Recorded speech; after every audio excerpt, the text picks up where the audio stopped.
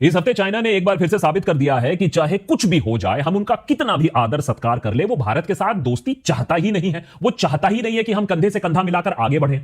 उनके मीठे मीठे शब्दों की अहमियत बस इतनी है जितना भीगा हुआ टॉयलेट पेपर। सवाल अब यह उठता है कि हम इस जुमले और भ्रम में कितना दिन जीना चाहते हैं, कितना और जलील होना चाहते हैं, क्योंकि चाइना के नजरिए से 1962 हो या 2025 हो, कुछ नहीं बदला है। प्रधानमंत्री नरेंद्र मोदी को चाइना से वापस आए 2 महीने भी नहीं हुए हैं और चाइना फिर से जोरों शोरों से अरुणाचल प्रदेश को अपनी टेरिटरी बुलाने लगा है। जो बात एक इंडियन पासपोर्ट होल्डर के हैरेसमेंट से शुरू होती है, अब वो एक दुखद डिप्लोमेटिक फेस ऑफ बन गई है दोनों न्यूक्लियर पावर्स के बीच में। प्रेमा थोंगडॉक यूके से जापान ट्रैवल कर रही थी। शंघाई में उनका 3 घंटे का लेओवर था। आम सी बात है इंटरनेशनल ट्रैवल में, लेकिन शंघाई पर चाइनीज एयरपोर्ट ऑफिशियल्स ने उन्हें जापान का फ्लाइट बोर्ड ही नहीं करने दिया, उल्टा उन्हें एयरपोर्ट पर 18 घंटे तक रोक के रखा और हैरेसमेंट जारी रखी। चाइनीज ऑफिशियल्स ने उन्हें यह कह के रोका कि भाई आपके पासपोर्ट पर प्लेस ऑफ बर्थ तो अरुणाचल प्रदेश लिखा हुआ है और इसीलिए आप इंडियन नहीं चाइनीज सिटीजन हो, इसीलिए आपका जो इंडियन पासपोर्ट है वो इनवैलिड है। घंटों की बहस और इंडियन काउंसिलेट ऑफिशियल्स के मदद से फाइनली प्रेमा को छोड़ा गया, जिसके बाद उन्होंने सोशल मीडिया पर यह पूरा मामला इसको बताया क्या हुआ था। अब आप बोलोगे कि हो सकता है कि भाई ये अफसर की गलती हो सकती है, अब सरफिरों की कमी किसी देश में तो होती नहीं है। लेकिन इस घटना के सोशल मीडिया पर वायरल होते ही चाइनीज फॉरेन मिनिस्ट्री ने इस पर कड़ी टिप्पणी की। अपने स्टाफ की गलती मानने की बात तो आप भूल जाइए। चाइनीज फॉरेन मिनिस्ट्री के स्पोक्सपर्सन ने वर्ल्ड मीडिया के सामने भारत को खुली चुनौती दी। First of all, Zhejiang is China's territory. China never acknowledges the so-called Arunachal Pradesh illegally set up by India. हमारे देश में चाहे कितने भी राजनीतिक मतभेद हो जाए, मनमुटाव हो जाए, ट्रोलिंग हो जाए, लेकिन जब बात देश की सुरक्षा और अखंडता की आती है, तब हम भी सनीपाजी बन जाते हैं। दुश्मन का हैंडपंप उखाड़ने के लिए हम तैयार रहते हैं, लेकिन जब बात चाइना की आती है तो सरकार भी संयम से काम लेती है। डिप्लोमेसी के दायरे में रहते हुए हमने वही किया जो हम कर सकते थे। इंडियन एक्सटर्नल अफेयर्स मिनिस्ट्री ने चाइनीज डिप्लोमेट्स के साथ बीजिंग और न्यू दिल्ली में अपना प्रोटेस्ट रजिस्टर किया, डिमार्श इशू किया। इसके अलावा भारत ने भी प्रॉपर तरीके से प्रेस कॉन्फ्रेंस करके अरुणाचल पर अपना पोजीशन फिर से साफ किया। क्या यह बस एक इत्तेफाक है कि अरुणाचल का मुद्दा चाइना तब उठा रहा है जब सालों के बाद गालवान घाटी में खून खराबे को भुलाकर इंडिया अपने संबंध चाइना से सुधारने की कोशिश कर रहा है? मोदी जी अभी सितंबर एंड में चाइना से होकर आए हैं, शी जिनपिंग के साथ हाथ मिलाकर आए हैं। भारत और चाइना के बीच में डायरेक्ट फ्लाइट्स अभी फिर से उड़ने लगी हैं और ऐसे में चाइना ने इस हरकत से साफ कर दिया है कि वो हमारे भरोसे लायक नहीं। चाइना भी जानता है कि हमारे हाथ बंधे हुए हैं। आफ्टर ऑल $126 बिलियन का सामान जो हम हर साल इंपोर्ट कर रहे हैं। नेहरू से लेकर अटल बिहारी वाजपेयी और मोदी तक हम बार बार चाइना को समझने में गलती क्यों करते हैं? हम क्यों उनकी तरह सोच नहीं पाते हैं? और क्यों चाइना बार बार ये जो लेगेसी है, 70 साल पुरानी लेगेसी है हमें खंजर भोगने का, ये चेंज नहीं करने वाली है। और इसे ना समझना, चाइना को बार बार ट्रस्ट करना हमें महंगा पड़ा है और आने वाले दिनों में और महंगा पड़ने वाला है। अब अरुणाचल इशू को एक इंटरनेशनल लेवल बनाने की कोशिश कर रहा है। सवाल यह अब उठता है कि जब बार बार इंडिया हाथ बढ़ा रहा है चाइना की तरफ दोस्ती का, तो चाइना ये दोस्ती क्यों कबूल नहीं कर रहा है? क्यों बार बार इंडिया को बैकस्टैप किया जा रहा है? वो नहीं चाहता है कि एशिया के रीजन में 2 स्ट्रॉन्ग पावर्स उभरे। भैया बीजिंग का डोमिनेंस होगा तभी काम बन पाएगा और आसपास मुझे और कोई नहीं चाहिए। और ना ही इंडिया यूएसए के साथ या जापान के साथ कोई क्वाड शॉर्ट करे और ना ही एक इकोनॉमिक कंपेटिटर की तरह उभरे। शायद इसीलिए चाइना खुशी खुशी हमें सामान इंपोर्ट करने देता है $126 बिलियन का, जिससे हम निर्भर रहें चाइना के ऊपर। इसका सोल्यूशन आप जानते हो, है तो पॉसिबल लेकिन होगा नहीं, कि we are at war, we are in an undeclared war with China, because China इसी तरीके से सोच रहा है।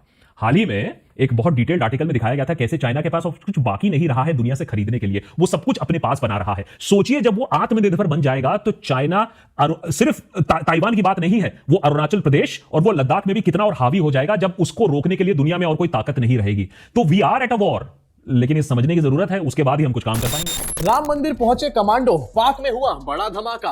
अरे ये बात तो समझ में आ गई कि कमांडो के राम मंदिर पहुंचने से पाकिस्तान में बहुत बड़ा धमाका हो गया, लेकिन आखिरकार कमांडो के राम मंदिर पहुंचने से चाइना में बड़ा धमाका कब होगा? क्योंकि नीड ऑफ द आवर तो इस टाइम पर यही है। आपको शायद गोदी मीडिया वाले बताएंगे नहीं, लेकिन चाइना के फॉरेन मिनिस्ट्री के ऑफिशियल स्पोक्स पर्सन ने कल ये बात बोली है कि अरुणाचल इंडिया का पार्ट नहीं है। यस, सिंपली ये बात बोल दी गई है। एंड सबसे बड़ी बात तो ये कि इस स्टेटमेंट के ऊपर अभी तक लेजर बॉय एक्टिवेट क्यों नहीं हुआ? लेजर बॉय कहाँ हो बेटा? 中方对此有何评论？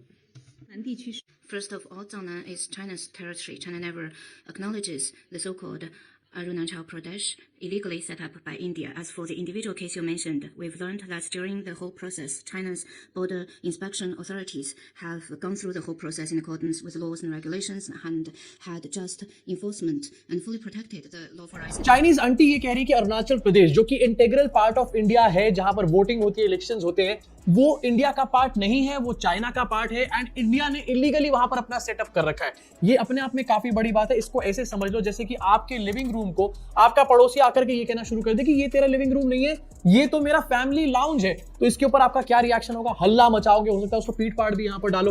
लेकिन क्या इंडिया की तरफ से कोई लाल आंख दिखाई दे रही है? कहां हो बेटा लेजर बॉय, कहां हो, आ जाओ लेजर बॉय। अब वैसे तो अरुणाचल प्रदेश का मैटर काफी ज्यादा पुराना है और थोड़ी सी बात करेंगे आगे चल के इसके बारे में भी, क्योंकि बहुत सारे लोगों को पता ही नहीं होता कि चल क्या रहा है। लेकिन रिसेंटली फिर से इसके ऊपर चर्चा होनी शुरू होगी, क्योंकि 2 दिन पहले एक अरुणाचल प्रदेश की महिला जिनका नाम है प्रेमा वांगजोंग थांगड़ोक, इन्होंने ये कहा कि इनके साथ शांघाई एयरपोर्ट पे हरासमेंट हुई है। इनफैक्ट इन्होंने ये भी बताया कि इनके साथ इनअप्रोप्रिएट ट्रीटमेंट हुआ है, इनके साथ क्वेश्चनिंग करी गई है काफी देर तक एंड काफी देर तक इसकी वजह से ये चाइना में फंसी रही। इनफैक्ट प्रेमा ने यहाँ पर ये भी बताया अपने स्टेटमेंट में कि वहां के ऑफिशियल्स ने इस बात के ऊपर भी कमेंट किया कि अरुणाचल प्रदेश चाइना का पार्ट है, इंडिया का पार्ट तो है ही नहीं। इस तरीके की बातें वहां पर हुई एंड प्रेमा को बहुत ज्यादा प्रॉब्लम का सामना करना पड़ा। अब प्रेमा को वहां से तो वापस निकाल लिया गया, काफी घंटों तक वो वहां पर फंसी रही, लेकिन वापस आने के बाद प्रेमा यहाँ पर इंडियन गवर्नमेंट से एक एक्शन की मांग कर रही है, चाइनीज गवर्नमेंट के ऊपर, चाइनीज ऑफिशियल के ऊपर। अब ये एक्शन कब होगा ये तो लेजर बॉय बता दो भैया। जैसे मैंने बताया कि 2 दिन पहले का ये मैटर है और बकायदा प्रेमा का स्टेटमेंट यहाँ पर है। अब मुझे ये समझ नहीं आता कि गोदी के लोग या फिर आईटी ट्रोल्स जिनको हर टाइम चाइनीज एजेंट्स की बहुत ज्यादा चिंता सताती रहती है, वो इस मैटर के बारे में कुछ भी क्यों नहीं बोल रहे। हमारे देश के एक सिटीजन को शांघाई एयरपोर्ट पे हरास किया जा रहा है, ये हमारे देश के लिए एक बहुत बड़ा मैटर ऑफ कंसर्न होना चाहिए। इसके ऊपर इंडिया का स्टेटमेंट निकलकर सामने आया। लेकिन क्या ये बात सिर्फ बोलने से कि अरुणाचल प्रदेश हमारा बहुत इंटीग्रल पार्ट है, ये सारी प्रॉब्लम सॉल्व हो जाती है? डेफिनेटली नहीं हो जाती, क्योंकि सालों पुरानी प्रॉब्लम है। 500 साल से मंदिर नहीं बना था, मोदी जी ने बनवा दिया, लेकिन ये 100-200 साल पुरानी प्रॉब्लम क्यों नहीं खत्म करवा पा रहे मोदी जी? इसी मैटर के ऊपर चाइनीज गवर्नमेंट की फॉरेन मिनिस्ट्री की वो आंटी चाइना वाली, दोबारा आपको सुनाना चाहता हूं उनका क्या कहना है। उन्होंने डिनाई कर दिया कि हमने ऐसा कुछ भी हैरेसमेंट नहीं करा है, क्लियरली झूठ बोलने का यहाँ पर काम किया जा रहा है। By India. So the individual cases mentioned with the Chinese border international authorities have also local presence according to the regulations and have just enforcement and full interest in corporate interests. There's no so-called conflict of interest in the corporations. They are also providing of this forest, fishing and food for the business force. Aunty यहाँ पर clear झूठ बोल रही है और deny कर रही है कि कोई भी हरासमेंट नहीं हुई है। लेकिन चाइना के बोलने से क्या फर्क पड़ता है? चाइना तो आज तक ये भी कहता रहता है कि उन्होंने कोरोना वायरस नहीं फैलाने का काम किया, बट पूरे वर्ल्ड को यहाँ पर सच्चाइयां पता है। अब जब चाइना का ट्रैक रिकॉर्ड ऑलरेडी सब लोगों को पता है, तो आखिरकार ये लेजर बॉय कहाँ है भैया? लेजर बॉय को तो ले आओ कोई निकाल के कहीं से। देखो यूजुअली बताया जाता है कि मोदी सरकार की फॉरेन डिप्लोमेसी, तो भैया क्या बात है, बहुत ही बढ़िया फॉरेन डिप्लोमेसी है। एंड देखा नहीं तुमने अभी रिसेंटली मोदी जी गए थे मेलोनी के साथ, कैसे मतलब खाखा की कर रहे हैं? इससे अच्छी डिप्लोमेसी तो कोई हो ही नहीं सकती। लेकिन क्या ये फॉरेन डिप्लोमेसी एक्चुअली में सही है? कश्मीर को पाकिस्तान अपना हिस्सा बताने की कोशिश करता है, दूसरी तरफ अरुणाचल प्रदेश को चाइना अपना हिस्सा यहाँ पर क्लियरली बताने का काम कर रहा है। कहां है हमारे फॉरेन डिप्लोमेसी वाले चाचा? एंड यूजुअली हम यहाँ पर देखते हैं पाकिस्तान कोई बात बोलता है कश्मीर के बारे में तो यहां से कहा जाता है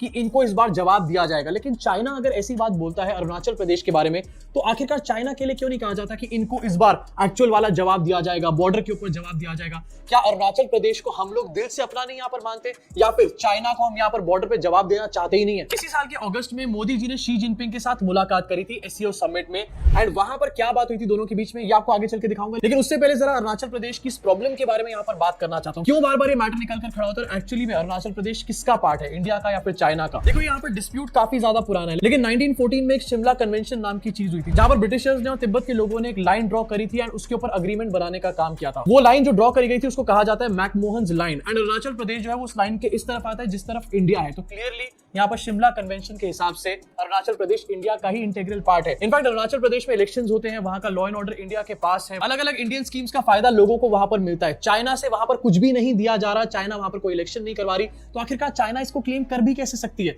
लेकिन 1914 का जो शिमला कन्वेंशन है जिसको लेकर के कहा जाता है, इंडिया ये कहता है कि अरुणाचल प्रदेश हमारा पार्ट है, चाइना ये कहता है कि मैं तो इस टाइम पर वहां पर मौजूद था ही नहीं, मैंने तो इस पे कोई साइन वहां पर करे नहीं, तो मेरे हिसाब से मैकमोहन लाइन वगैरह कुछ भी नहीं है, मैं तो इसको नहीं मानने वाला। अब इस टाइम की सिचुएशन ये है कि वहां पर सारा एडमिनिस्ट्रेशन, इलेक्शन, पूरा सिस्टम इंडिया का चलता है, लेकिन चाइना अपने मैप्स में, अपने स्टेटमेंट में, इनफैक्ट अपनी वीजा पॉलिसी में भी अरुणाचल प्रदेश को साउथ तिब्बत बोलने का काम करता है। एंड क्लियरली ये बात समझ में आती है कि चाइना यहाँ पर बेईमानी कर रहा है। इसकी वजह से बार बार स्टैंड ऑफ भी देखने को मिलते रहते हैं अरुणाचल प्रदेश में। लेकिन इंडियन गवर्नमेंट सीरियसली इसका जवाब आखिरकार क्यों नहीं देती? बॉर्डर्स पे इसका जवाब क्यों नहीं दिया जाता जैसे कि पाकिस्तान के साथ दिया जाता है? यहाँ पर जब मोदी जी प्रधानमंत्री नहीं बने थे तो उन्होंने कहा था कि चाइना को लाल आंख दिखा करके बात करनी चाहिए, ये प्रधानमंत्री मनमोहन सिंह के लिए कहा गया था। लेकिन जब से मोदी जी पीएम बने हैं तब से वो चाइनीज प्रेसिडेंट के साथ 2-3 बार मुलाकात कर चुके हैं, लेकिन लाल आंख एक भी बार नहीं दिखाते। इनफैक्ट आपको दिखाना चाहता हूं, पिछले 1.5 साल में 2 बार यहाँ पर मुलाकात हुई है।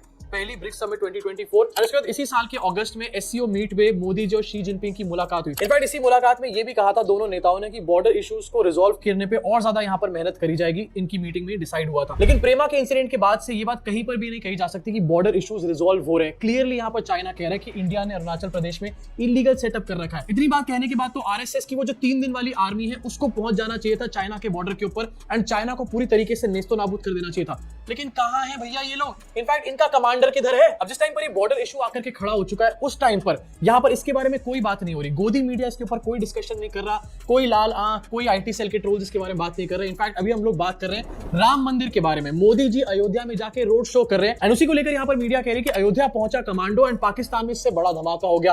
कमांडो अयोध्या पहुंच गया है लेकिन चाइना में धमाका क्यों नहीं हो रहा? फिर से ये बात पूछना चाहता हूं। इनफैक्ट पूरे देश को इसमें डाइवर्ट कर दिया गया कि कल अयोध्या में ध्वजारोपण किया गया है एंड मोदी जी ने ये वेट सा यहां पर नमस्कारम भी किया है। अब कई लोग कह रहे हैं इसको लेकर के कि हाँ भैया ये होता है कुछ हिंदू धर्म में, लेकिन ट्रस्ट मी मेरी फैमिली काफी ज्यादा पूजा पाठी लोग हैं एंड मैंने आज तक ऐसा वाला नमस्कार किसी को करते हुए नहीं देखा। फिर भी अगर ऐसा वाला होता होगा तो प्लीज कमेंट सेक्शन में बता देना भैया, हमारे को सारी बातें तो पता नहीं है, हम मोदी जी की तरह कोई परम ज्ञानी वगैरह तो है नहीं। अब मोदी जी अयोध्या में जाकर धर्म के नाम पर ऐसा पॉलिटिकल इवेंट करें किसी को कोई फर्क नहीं पड़ता, लेकिन एक्चुअल रियल इश्यूज जो है उनको तो यहाँ पर एड्रेस किया जाए। चाइना के इस क्लेम के ऊपर एटलीस्ट प्रधानमंत्री को एक प्रेस कॉन्फ्रेंस यहाँ पर करनी चाहिए थी। प्रेस कॉन्फ्रेंस तो खैर छोड़ दो, कम से कम यहाँ पर एक मीडिया बाइट तो निकल करके सामने आती या फिर मोदी जी का एड्रेस टू नेशन ही सामने आ जाता, लेकिन ऐसा कुछ भी देखने को नहीं मिल रहा। इस साल में एक एक करके बड़ी घटनाएं हो रही है एंड जितने भी क्लेम्स यहाँ पर करे जाते हैं मोदी सरकार के द्वारा फॉरेन डिप्लोमेसी के या फिर बॉर्डर सिक्योरिटी के, वो सारे के सारे यहाँ पर धराशायी हो चुके हैं। सबसे पहले पहलगाम अटैक हमने यहाँ पर देखा and border safety and security वहां पर पूरी तरीके से लैप्स होती हुई हमारे को नजर आई। उसके बाद हम देख रहे हैं कि दिल्ली में धमाका हो रहा है, वहां पर भी एक breach of safety and security clearly हमारे को यहाँ पर नजर आ रही है। अब चाहे उसको कवर अप करने के लिए हम किसी भी धर्म को यहाँ पर टारगेट करते रहे, लेकिन सच्चाई वहीं पर रहने वाली है।